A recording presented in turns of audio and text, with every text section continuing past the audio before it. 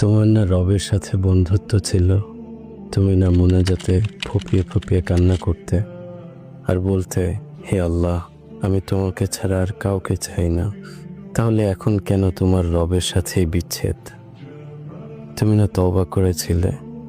তুমি না আল্লাহর জন্য সব ছেড়ে দিয়েছিলে?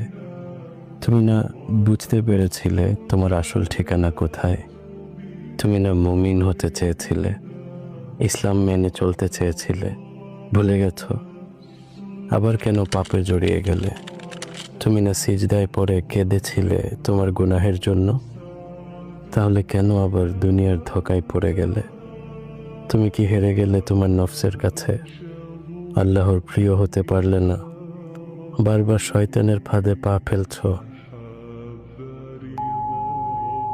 ব্যাপার না, এখনো সময় আছে।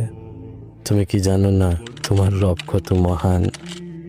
তিনি অপেক্ষা করছেন তোমার জন্য, তোমাকে ক্ষমা করার জন্য।